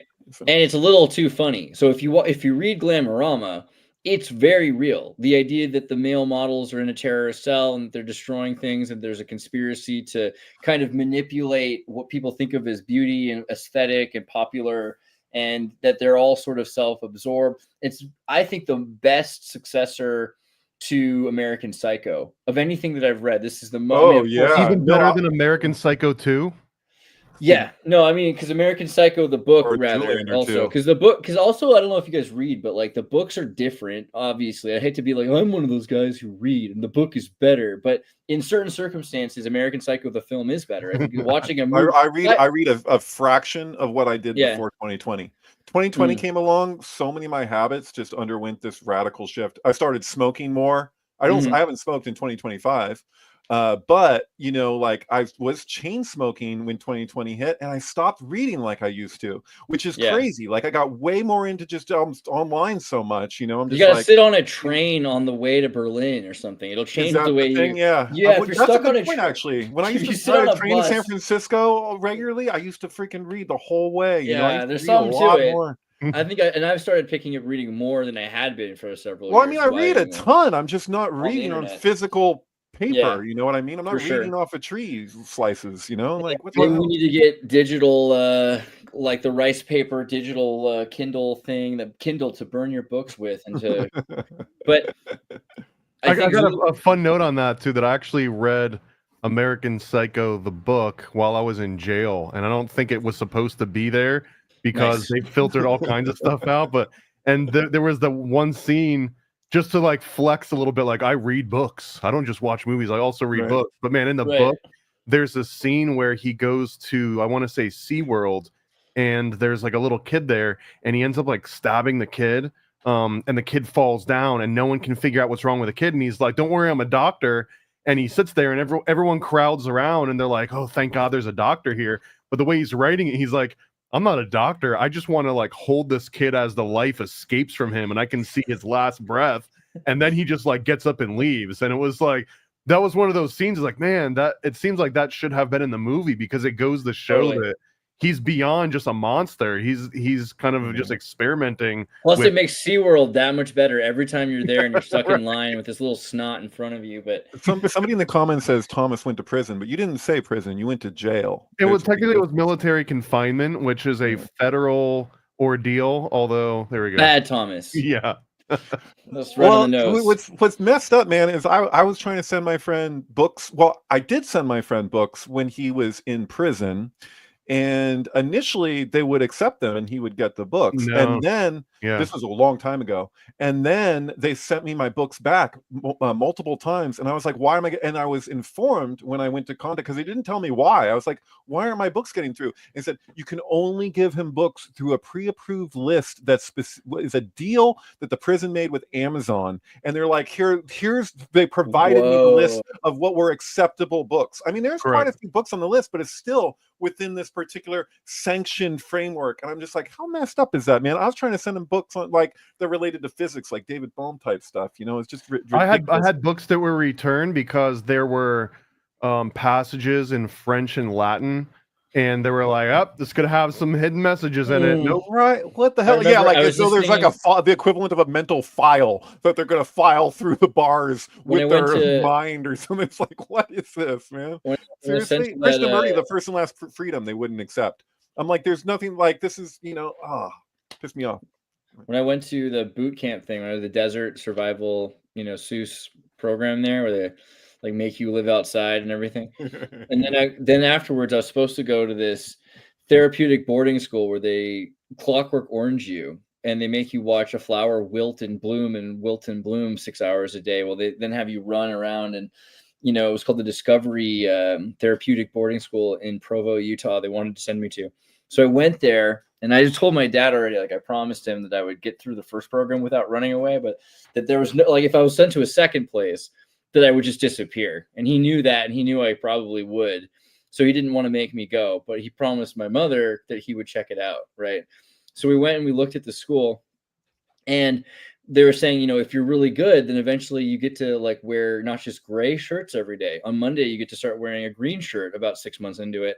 And then color. And then like on Wednesdays, you could wear a blue shirt if you get to the second year. And like basically by the end of the time you're there, you can wear a different color shirt every single day, but ones that they pick for you. But like, you can start wearing the yellow shirt once you get to bag things at the local grocery store because you get a job through their like psycho Nazi Viking like clock. Literally, Clockwork Orange they wanted to do. The shirt that you're wearing though, is that wallpaper from Garden State, or was that a gift? Or oh my god, I was just listening to the Garden State soundtrack this weekend too. It's That's so good. really interesting. That's funny. Yeah. A lot of syncs tonight. But so I asked them, like, what books am I like? Can I bring my books with me to this school? And they're like, well, it would depend. It would depend on which books you wanted to bring and which books you wanted to read here. And I said, I don't know, like maybe some Nabokov or something, like Lolita. And then the lady was like, no, I don't think we would let you bring Lolita in here. And I looked at her and I just said, like, Lolita, light of my life, fire of my loins, 3 syllables, spill down the palate of my tongue, trickle down the palate of my tongue as I say them. I would Lolita, like, and because at the time at school. I was in the sack.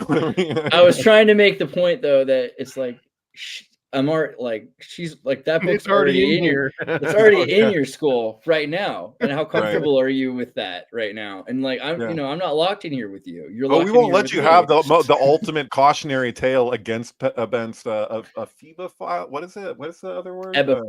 Ebiphile. Yeah, no, it's like, but it doesn't work out well for Humbert, right? And I think it's one of the reasons Stanley Kubrick wanted to make the movie so bad was because he was trying to expose not just Humbert, but the pornographers that are that exist in the child pornography world, which was I think the ending of that book really kind of exposes that to an extent, that there are secretly and very publicly at the same time an elite. That's probably, I think it's underrated to talk about. You're absolutely correct. That's the other guy. So he's just a perv in his own little world, like he just exists there. And that other guy who ends up like following and then taking. He's like, hey, I know what you're up to because that guy is one.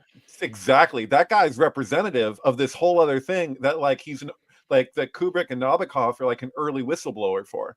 So it's not just a cautionary tale about him and him screwing over his own life because of his fetish that has to do with unfinished business from when he was young, that he's then looking to Lolita to fulfill this unreconciled psychological issue. But this other guy, he's not coming from that same trauma that Humbert is. He's coming from he's like the actual sex trafficking, like screwed up thing, right. And it's like, and they make these films at night in the studios that they don't make during the day. They have the excuse to make them. And this girl goes through it and she witnesses it because eventually Humbert goes and he talks to the girl and she's married or she's got a husband, a lover of some kind of child. She's pregnant. She's 25 or something when he sees her last. And things are very different than they were when he first knew her, right? Because the nymphet's been swallowed by the cow.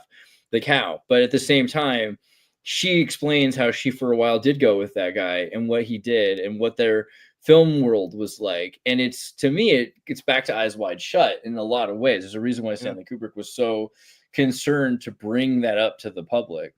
But for real. I mean, absolutely. But that was, I don't know, the only general point that I made for her. I just knew that would probably be a book that wasn't allowed in the school because it was contentious. And these were, these were psychotic, Eyes Wide Shut people. Like they were trying to manipulate children and force them into some rigid patterns, but that it was too late. Like you couldn't really do that.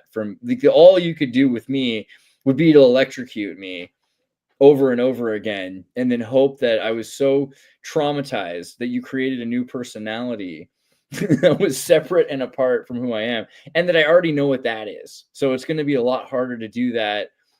It's not as easy when you're, if you're like, sir, he's reintegrating again. Like, Andreas. Yeah. So I don't know, but yeah, books are important, and I would recommend reading Glamorama just to understand where Zoolander comes from. And it syncs back to Zoolander in 2001, September 11th, the only poster that you see in the World Trade Center movie with Nicolas Cage. There's something about Zoolander that is, very, it's a Kubrickian monolith in and of itself. Well, another sync here, and maybe this one's like beyond obvious, but I always thought that Fight Club and American Psycho were essentially the same movie at the very beginning, because in the beginning of American Psycho, I want to say the first chapter maybe, it's just him listing off all the stuff in his apartment. It's like, here's a $2,000 espresso machine, and my refrigerator costs this, and here's how much my cufflinks cost. It's very hard to get through, which is also how Fight Club starts out, where Edward Norton is listing off all the stuff in his apartment, and it turns into like an IKEA catalog, and he's listing off like, white, white chair, here's the stool, here's the price of it. And I always thought that was a direct homage to American Psycho. I think there's highly resonant in a lot of different ways. Yeah. I think the point that you could almost interpret the end of American Psycho to be indicating that it's in his head. Like I don't think that's literally what it is, but they give almost like this kind of disorienting communication around that, because he's having cognitive dissonance. Where's the body? Why isn't anything coming of these horrible things that I did? He's expecting to get caught, and it not happening almost gives him the feeling that he's like the narrator of Fight Club, where he's like, is this just in my own freaking head? Do I have to return these tapes, and it's just these videos that I've been watching? Like, is it even real? Like, it's crazy. I think that also, I mean, the way the books work are slightly different, but there's something about the 90s generally, and particularly the films of 1999, which they're all about that. Like every 1999 movie is about some guy who works in a computer business. And I mean, he's like, you're almost always a data inserter, because at the time, doctors and lawyers and everyone didn't know how to use computers yet. And there was that transition period where you had to have 20 people working for you because you didn't know how to use an app yet to take your patient's information or to take your client's information. So you had to take your notes and have a group of people that knew how to put that information in. So either Fight Club, he's got to deal with this insurance and put in all the information into the computer from the insurance company, or American Beauty, I think he's working for an accountant or he's working for something like that. American Beauty is very similar. He's got they make it a point at his cubicle to look closer, right? Like if you look closer at his cubicle, it says look closer, which was the tagline for the movie in the first place, right? And then like Office Space. I like a lot of music. And Office Space is similarly about a guy who works in a computer job. And everyone and the Matrix too. Like, what's the Matrix? He works at a computer place and he wants to escape. They all want to escape their benign existences, and the end is clearly near. This is the peak of civilization, but the end is near. This is the most human time they'll ever see again. Because we've seen what the world became after that, and it wasn't a free world that everyone was allowed to endure. All of a sudden, 2001 hits, and we get even deeper into the cyberspace. The Matrix, I think, also is about that. But again, every single one of these movies in 1999 shows you the end of an era and people just willing to sacrifice anything to escape that and find something more in their lives, right? I want to bring some light to something here that, like, Annika Lucas, if you could look her up, it's Anneke Lucas, like George. So this woman, I believe she's one of those whistleblowers that I can't help but believe 100%. So yeah, here's her book, but she's done some interviews. She did one with what's that? Some podcaster. If you look up the different videos where she got interviewed, some of them are like, if you're wanting to be aware of some of the shady, like real life eyes wide shut kind of things happening, like I would recommend some of these podcasts that she's been on. This is her own podcast, but she's been a guest on certain podcasts. Let's scroll down a little bit. Let's look at keep going. I mean, all of that one. So where it says in bed with Rockefeller ? Like this guy, I'm sure you've probably seen. I forget what is his name. This dude. He cracks me up. You want to see a heated freaking almost debate with, like, she's like whistleblowing, but she has her reasons for not wanting to basically share certain things, and she gives good explanation as to why. But like this is an extremely like over the top, like back and forth. Like if you want to see some crazy shit, watch this podcast, man. Holy cow. But I just want to say I believe this woman 100%. I believe she's absolutely genuine, and like a lot of the people out there who are sharing about these kind of like real life like you know, sex trafficking from a young age stuff. Like, she's experienced this firsthand. The details around it are really, really heavy, but it's worth listening to this woman and her story. So I don't know, just putting that out there. Oh, you're muted. Oh, I was just saying crazy, man, because it's amazing how the world's changed. Because 25 years ago, if you tried to put out some of this information about, I mean, I guess because David Rockefeller's dead now, and you know, Magog's dead now, but the people that used to talk about Dick Cheney chasing them on horses, maybe that's still not okay. We're gonna wait till Dick Cheney's dead before. Well, and Gog is still around too. Magog's gone, but Gog's here. Yeah, Gog. Right. So this guy is digging for something that he wants to get from her, and she's not giving him the full thing because he's a sensationalist, right? I forget his name, but this dude, I watched David. What's his name? Patrick Bet David. Right? Yeah, thank you. Like, but it's funny too. Like, just where he has her on the show because he wants to get something specific out of her. He wants her to name drop. He wants the list, right? She's not giving him that, and she's giving him Rockefeller, who's since passed, like you pointed out. But that doesn't negate like her story. Like, I actually believe her story, and I believe her rationale for giving away is specifically what she is. She's got other, you know, podcasts that she's done. Some of them are like 3+ hours long. There's too much there. I can't disbelieve. Where do you rate Kathy O'Brien's claims on the same scale that you're rating this lady is? I guess like a 10. I don't Kathy O'Brien, I almost don't believe at all. Like it's like a 0? Pretty much, yeah. Maybe there's something to Kathy O'Brien's stuff, but yeah, no, you know me. I don't. I've gone off about her plenty of times. I think she has done a disservice to victims of a lot of this stuff, and almost to the point that it feels like that might be why she's like almost selected to hear. People will dismiss all these other victims because they'll just equate it with, oh, that's like Kathy O'Brien type stuff. What about what was the other one? Candy Jones? Yeah, I don't know. And like, this is the thing, there's one that's that Christian lady who's got the really long interview. What is it, like 7 hours long or some crazy thing? Like, who was with the general, and she describes all of her experiences through court and like what these judges were like and how they're all in this network, you know, to cover up these terrible crimes and stuff. Like, I forget her name, but there's like a 7+ hour interview or something with some lady. Like, you know, I believe her. I think she's legit. You know, when somebody, like, you can tell the difference especially when it's like they're doing long form interviews. Like Kathy O'Brien, has she done like a super long form? Like, how much has she actually done? Like, I mean, I think Tracy Twyman like tried to get at what she had to share. Like, but it's still like there's reasons to question it. I don't see any reason to question this woman. Yeah, I don't know. Especially if you watch the old stuff. Interviewed by Roseanne, David. Come on. Kathy O'Brien was? Yeah. Roseanne does. Wow. I didn't even know that. I'm sorry. Maybe I'm missing something about Kathy O'Brien. I just remember her big, heavy-hitting interview that was just yeah.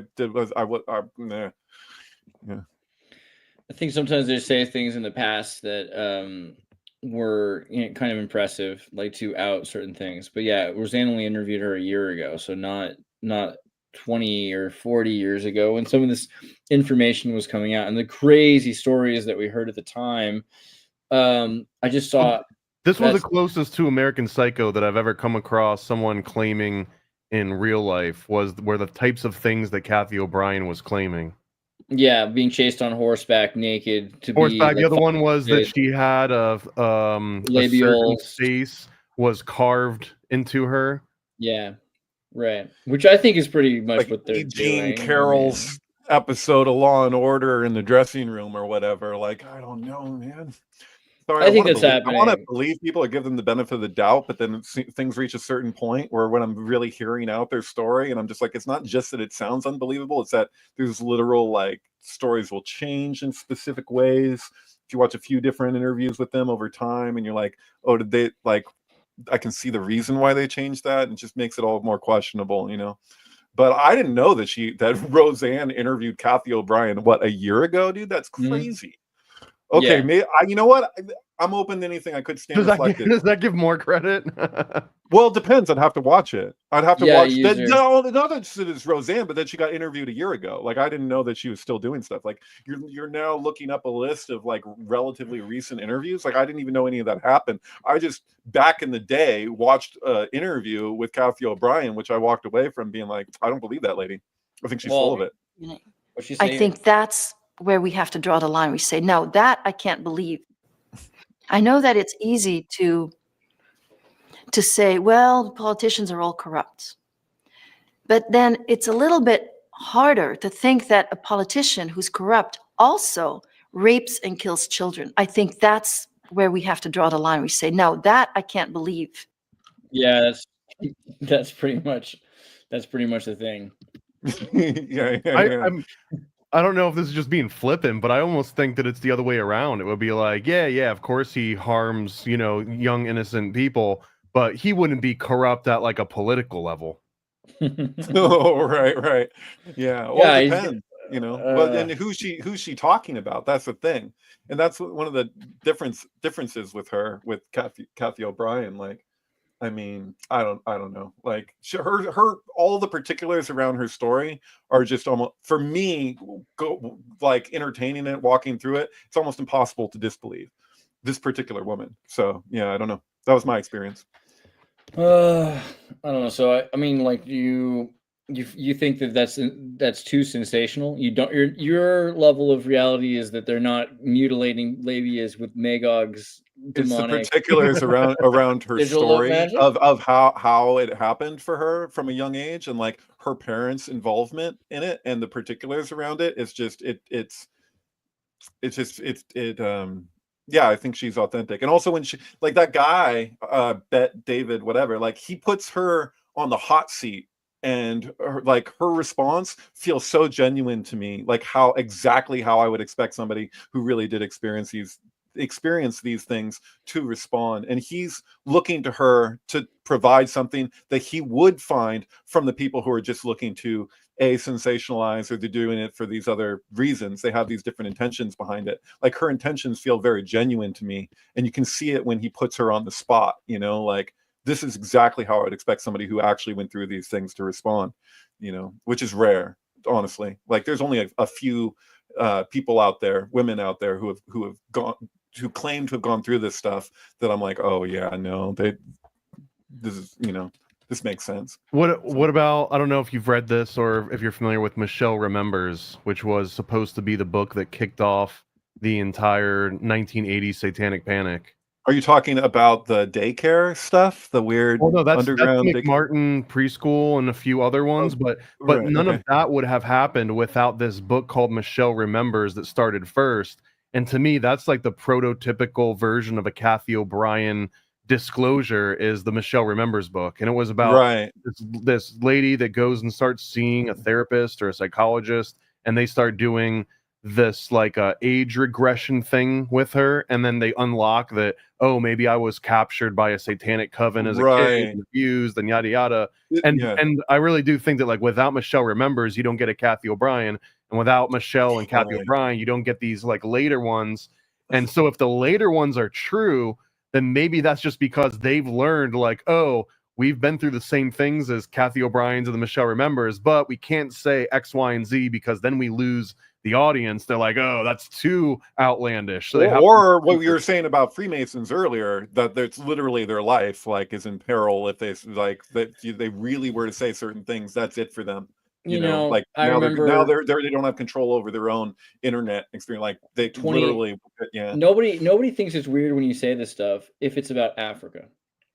If it's about, I remember 20 years ago, Matt Damon was defending some sort of Matt Damon was defending some Fortune sort of favors the bold. I think it's actually Daimon or something like that. Right, but like Matt Damon, but he's got this charity he was defending in Africa, and he was explaining all the horrible things going on in Africa. He met a woman who was serially sexually assaulted along a border that she was escaping from Rwanda. And we all know the stories there's plenty of liberal movies that talk about the violence in Rwanda people just being run over in the roads, corpses just being driven over, people cannibalizing each other. These are not different than the stories we're hearing in the West. So is it just some sort of strange cognitive dissonance of racism that tells us that this stuff can happen in Africa, but it can't happen in Washington, D.C.? There's a huge difference, though, because when it happens in Africa, it's typically poor people doing it. And when it happens in the States, it's like the United Nations agents compared to a U.S. politician versus their counterpart in Africa doing the same thing. How do we know at all what the statistics are of that? When you have that Bateman, they'll clean up your mess for you, like super like Harvey Keitel and Pulp Fiction style, and we're never going to hear about it. Whereas if you're poor, good luck trying to cover this up. I mean, killing somebody is easy. It's getting rid of the body. That's the hard part. That's the Sin City thing, right? So I think it's very, very similar to how occultism on one part of the country in a certain social class, you could still be getting yourself in legal and physical trouble if you claim to be into the occult, even in like the 1800s. But if you are rich and on the West Coast and you've got rich friends, then you're allowed to dabble in occultism because you're doing like the rich version of it, which doesn't come along with all the same connotations as like the poor version of it. Did you see the new Ari Aster movie? What's it called? The one about the sheriff played by Joaquin Phoenix that takes place in 2020 during COVID hysteria. Do you know about this? No. So Alex said he didn't like it. So I had to like totally bootleg the thing. I had to know what it was that people were talking about. What's it called? But there's a character in this movie who's exactly what you were describing, who is like remembers, you know, I had these memories surface, you know, in therapy or whatever, and now I realize that I was hunted by elite pedophiles and I escaped, and then he forms a cult. And he has like, he takes the kid, Eddington, and then he takes the guy's daughter with him into the cult, and it's just one element in the midst of all this other stuff going on in this movie. I thought it was a great movie. It's kind of making fun of all sides. Pedro Pascal. No, but it's perfect. It's perfect that it's him and Joaquin Phoenix as like the face-off between like the mayor and the sheriff, because there's like it's making fun of all, not just making fun. It's like social commentary on all the ridiculousness that happened on all fronts during the COVID hysteria. So like it's like people want movies now to like take a position that they identify with. This movie doesn't really do that for you. Like, and you think that you might get the sense initially that they are providing that by you can side with the sheriff, but then he just bumbles into this whole ridiculous thing. I don't want to give it all away, but like basically, and the way it treats Antifa as like the elite Antifa enters into the scene and like is like kind of like the mass people doing like the hidden hand and all of this. It's like it gets totally nuts, dude. I don't know. I recommend it. All right, I'll watch it. It looks like a kind of interesting movie. If we're throwing out random just movie suggestions too, I saw one recently that I thought was interesting. Was called Sovereign, and it was, I want to say, Dennis Quaid, and it's about a sovereign citizen that it wasn't Dennis Quaid, it was Ron from The Office. Are you just pronouncing that weird, or is it Sovereign? Yeah, Sovereign. No offense, I just wanted to know if that was how you spelled it or not. Okay, yeah, and it's got you know. Okay, no, it does have Dennis Quaid. Dennis Quaid is like the FBI guy, I guess. But it's about man, what the hell's the guy's name from Parks and Recreation that has like the big mustache? But he is a straight up sovereign citizen, to where they get pulled over and he does the whole thing where like, oh well, I'm actually not driving, I'm traveling, and it shows like when that gets taken all the way to the logical conclusion. Wow. Okay, I'll definitely watch that. All you need is love and a new gun. That sounds pretty good. Happiness is a warm gun, so happiness and love. Happiness is a warm gun. That's a good sign. And Quaid's in it. And Quaid plays the game. That's for sure. So it's worth it. Yeah. What is his relationship with his brother at this point? I wonder. Like, do they hang out still? It's just like, I don't even know. That's a great question. Randy Quaid. And Buddy Quaid. I know about Buddy Quaid. The younger brother. Are they relationship? I missed my brother a year ago, he says. So that's That's where they're at with that. I mean, maybe he just wants to keep his brother from being sacrificed. That's right? also the PBD podcast. Right. There you go. I was about to say. That's insane. You can't escape this guy, dude. Dude, seriously, Syrian. Crazy. Well, yeah, there must be something. If maybe he wants to keep his brother from being sacrificed because if he doesn't interact with him, he can pretend he doesn't love him or something. I don't know. Could be something like that. Seems pretty crazy. Yeah, I don't know. His role in the substance was pretty nuts, dude. I think the most traumatizing part of the substance is how Dennis Quaid ate that shrimp. Yeah. I was looking into like the symbolism of that particular scene. It's obviously a play on gluttony, like he's flagrantly going through the different deadly sins, but it also the act of eating shellfish sloppily with your hands and making a big mess. It's almost like you have no respect for the other person that's like sitting down at your table unless they're also engaging in the same thing. So if you're going to town on all you can eat lobster fest, it's almost the ultimate sign of like a gastrointestinal like disrespect to somebody. Yeah. It's also just like that is a real woman's film. You know what I mean? Like that. The substance is like that. That is a movie that women will just take it from a man telling you what a woman's movie is. Any woman I've never met who's seen that movie feels. That's where I'm getting it. I'm getting what I've had emphasized to me by women, and I'm regurgitating. Every mother I know is just like, yeah, this is what it's like to be a mother. That's like what it's like to have a daughter. Also, that's that sync film. That's like I wouldn't listen to Katy Perry, especially like that much Katy Perry. But she released that album 143 on the day and year that the substance came out, and then once I paired it and put it up, then I saw Katy Perry followed it with the when she saw the movie, she shared a tweet that said this is the best movie of the year or whatever. So like there's something going on there, dude. It's nuts, and also. Just I don't know. I can go into the specifics around it, but something insane happened with the timing of that. I took like Katy Perry's last 3 albums and like added the like supplemental song, one of the supplemental songs that came out with 143, which is called No Tears for New Year's. The movie ends with New Year's. Like if you take that song and the previous 3 albums and you align them to the frame in which it cuts to credits. With the substance, it'll make it so that the first ding of the first album corresponds to the very first shot of the film where they have the egg gets injected, and the moment that the single egg splits into 2, it's like on the split, it makes it go ding. It's fucking nuts. But yeah, I don't know what the chances are what the probability is of that. It's pretty crazy. But dude, what do you think? 143 pounds? Is that what she's trying to say with that? No, I'm just kidding. But she says it's an angelic number, like she's relating to it that way. But when in the film, when Demi Moore goes to the box in the secret place to get the substance, like it's all 3-digit numbers all the way through. Like it's almost as if Katy Perry's like, this is my substance number, like this is my drop box or whatever. Yeah, but like if we're Katy Perry's height and weight is 143 pounds, then that makes her BMI 23. Which is also pretty. 23.07, 237. Mm-hmm. Where's Alex? Yeah, pretty good. Obviously, someone added 0.1 there just to throw us off the trail.